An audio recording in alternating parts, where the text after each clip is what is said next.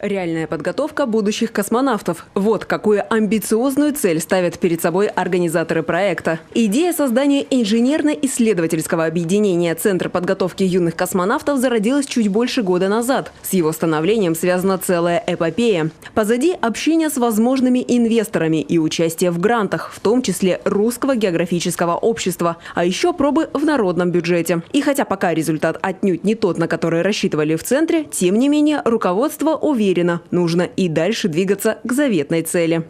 Естественно, большой прорыв, потому что сейчас мы, несмотря ни на что, несмотря на трагедии 90-х, 2000-х годов, все равно до сих пор является передовой космической державой. И открытие данного направления в Центре творчества мы являемся тоже, так сказать, свою посильную помощь, нашей Родине, в общем, в освоении и работе в космосе.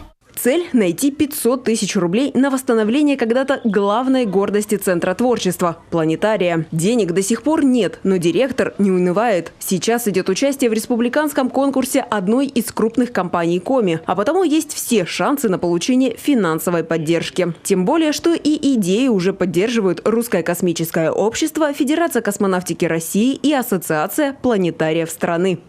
Буквально вчера мы созванивались с представителем как раз по наполнению по базе. Мы с Владимиром переговорили, накидали, что нам нужно. Запросили ни много ни мало бэушный скафандр, модули космических кораблей, различные определенную мат-базу.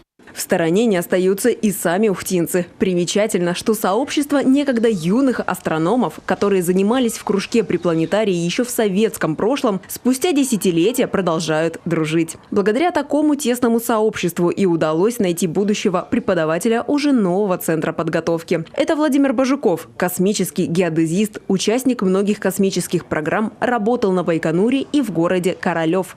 Только влюбленным в жизнь интересен звездный мир. Люди, которые жизнью не интересуются, они на звезды не смотрят.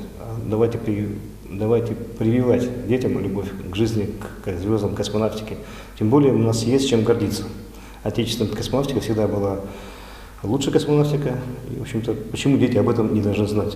Вселенная – это не просто научный термин, это нечто большее, рассуждает будущий педагог. Во-первых, это романтика, когда школьник в разговоре с подругой может блеснуть своими знаниями и прослыть не занудой, а мечтателем. Во-вторых, это шанс для интеллектуального развития. Владимир Бажуков и сам когда-то был воспитанником Ухтинского планетария. Пришел сюда в 8 классе, в 1977 году. Говорит, их объединение знали на весь Советский Союз. Даже письма приходили, несмотря на то, что в качестве адресата значился не вполне ясный адрес. Дратус, так называемый, это аббревиатура из 6 слов. И приходили письма Ухта, Дратус. И они доходили до планетария. Были письма из Крымского общества любителей астрономии, СОВА, так называемое. К нам сюда приезжали те же астрономы из Симферополя. Мы туда ездили на наблюдения метеорные. Астрономия настолько увлекла юношу, что уже спустя 2 года он лично читал лекцию для гостей города. Владимир Бажуков вспоминает, что ради такого его даже освободили от контрольной по математике. Но космонавтика – это не только астрономия. Со школьниками в новом центре будут заниматься также и спортом, ведь не зря существует поговорка «здоров, как космонавт». А еще практическими занятиями по выживанию на случай высадки космического корабля в диких условиях. И, конечно, будут основы психологии, ведь покорителям Вселенной приходится долгое время находиться в замкнутом пространстве с одним или парой человек. Из наших тоже планетарцев, скажем так, есть люди, которые сейчас работают в ЦЕРНе. Это Европейский ядерный центр, скажем так. Он тоже закончил планетарий, закончил соответствующее учебное заведение в Москве, потом долгое время живет уже там в Европе.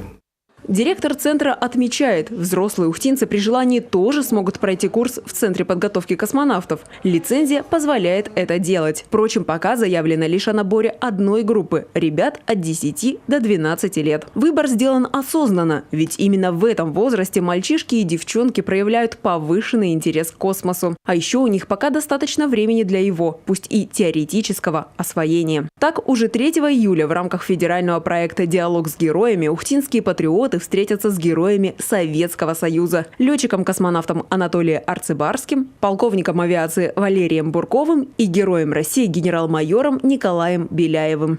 Мария Коцова, Павел Лагутин, телеканал Юрган, Ухта.